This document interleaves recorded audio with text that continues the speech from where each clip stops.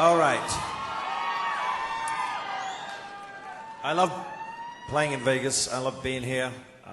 We all do. You know, we get to rest. We don't have to fly anywhere. But we are getting worried about the population here because it's the fastest growing city in North America and has been for a while. 700 people move here every week. And with the increasing amount of Cirque du Soleil shows in this town,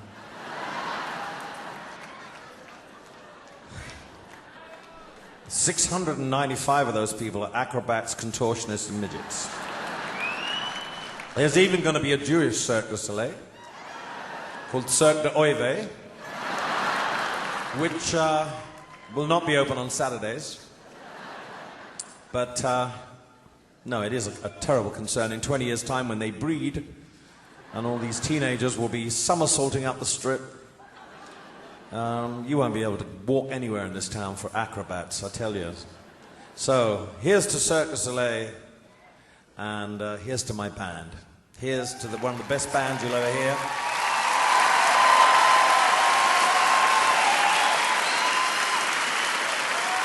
Formerly known as Fromage. I'm going to introduce them one by one. Not only are they great musicians, they're great friends. And on the right-hand side, in the red shirt, from Ohio, on percussion and vocals, Mr. John Mahon.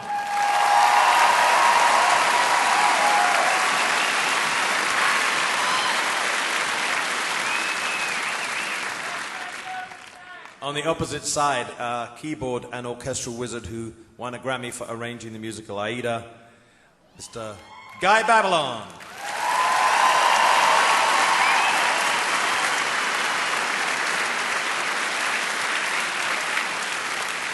It's a very democratic band because there are 3 Americans and 3 British people. Guy comes from Baltimore, and our next person comes from Detroit, Michigan. On bass and vocals, Bob Birch.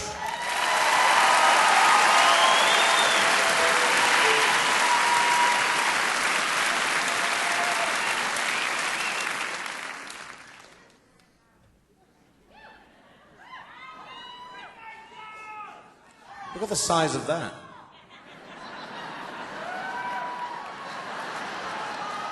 Good job I'm not Barry Manilow, huh? Hang on a minute.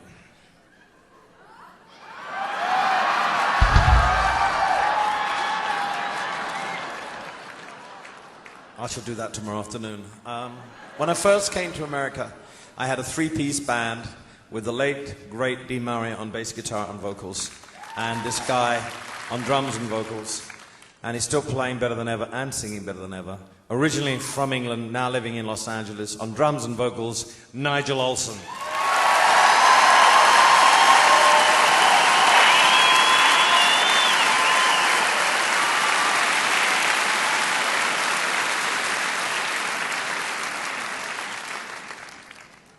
After about 2 years, we'd gone as far as we could musically with a 3-piece lineup, and I thought about adding a really raunchy electric guitarist. So I asked my record producer, Gus Dudgeon, if he knew anybody like that. And he said, well, I don't actually, but I do know a traditional folk musician from Scotland.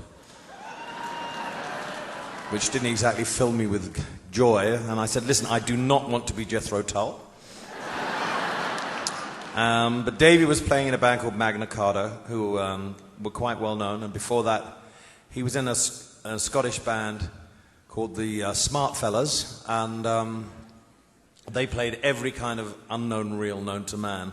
So we listened to him, we brought him down to London, and he was quite good. He was very good, in fact. And so we put him into hospital for 6 weeks, and we had him detoxed.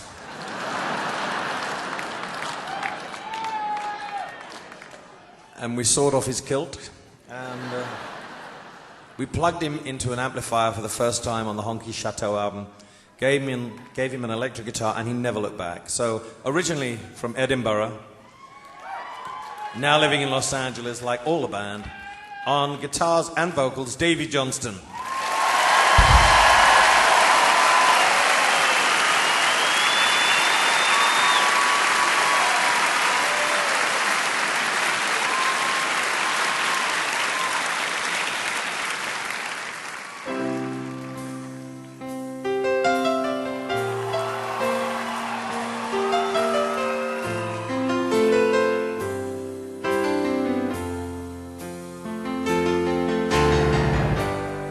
candlelight,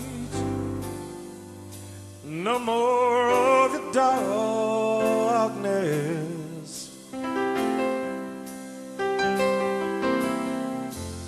All my pictures seem to fade to black and white.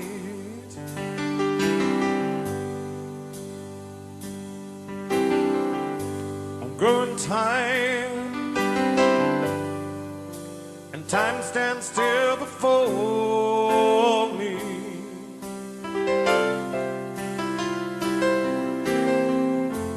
Frozen here on the ladder of my life.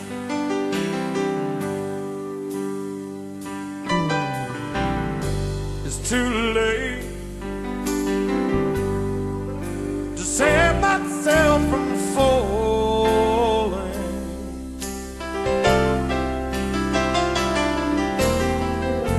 I took a chance,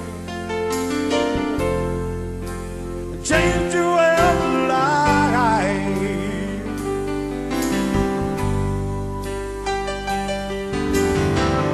But you misread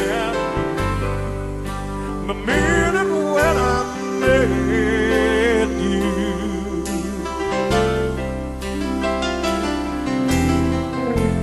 Close the door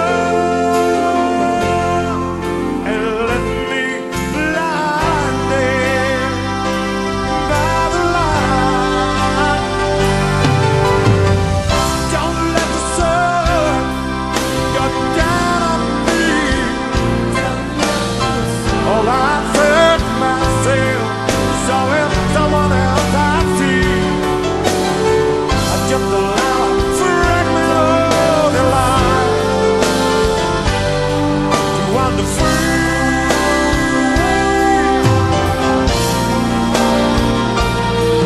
but losing everything is like the sun going down on me.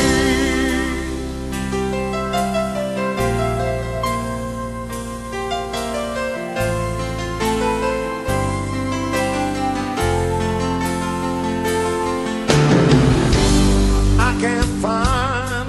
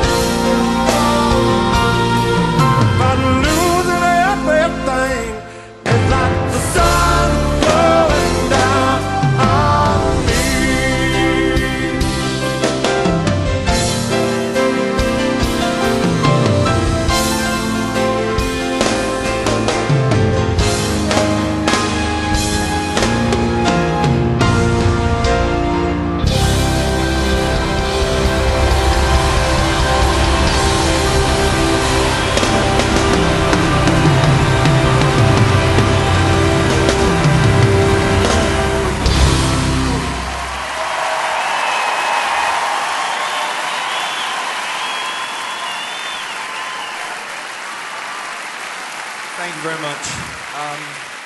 When I sit down and I finish writing a melody to a lyric and then I play it over and over again until I memorize it, sometimes that is the best that song will ever sound. You can go into a studio and you can record a song, and sometimes it's better and sometimes it's not. And that is the beginning of a journey for a song. And so many of my songs, or our songs, have had incredible journeys. For example, Tiny Dancer, when it came out as a single from Madman Across the Water in the early 70s, was a big hit in America, but nowhere else. And then, years and years later, it was in a film called Almost Famous, and then I could actually play it outside of America. It was great. Thank you very much. But there have been instances where I thought the end was nigh. I remember writing a song for The Lion King, and the first line of the song was, "When I was a young warthog." And I felt that this might be the end of EJ. But luckily enough, Hakuna Matata surfaced, and we were very lucky. This next song has had an amazing journey, about 3 different ones. It comes from an album called Goodbye Yellow Brick Road. And I wanted it to be the 3rd single off that album in America. But my record company, who were fabulous at that time, said, "No, we want Benny and the Jets." And I said, "Well, you're mad, because that's never going to be a hit, ever." And, we're very stubborn, us artists. And I was recording the next album at Caribou, and they kept ringing me up and saying, "Please, please, can we put it out?" And I kept going, "No, no, no, no, no, no, no." Then one day, they phoned me up and said, "Elton, you love black music, blues music, soul music, Motown." I said, "Yeah, I grew up on that music." And they said, "Well, what if we were to tell you that this Benny and the Jets record was the #1 black record in Detroit City on the radio?" I went, "Oh my God, me white boy from England." Me very flattered. Put it out, and they were absolutely right, and I was wrong. Second time, the single came out, actually did come out as a single from an album called Elton John Live in Australia with the Melbourne Symphony Orchestra, and ironically, it was the only track that didn't feature the orchestra, just me and a piano and a big wig. And I was very happy that the song was a hit then, and it was a fluke. And the third time was under the most tragic circumstances, which we all know about, and I didn't sing it for 4 or 5 years because I didn't want to. But time does heal, and this song was originally about another icon called Marilyn Monroe. And I'm going to sing it now. It's called Candle in the Wind.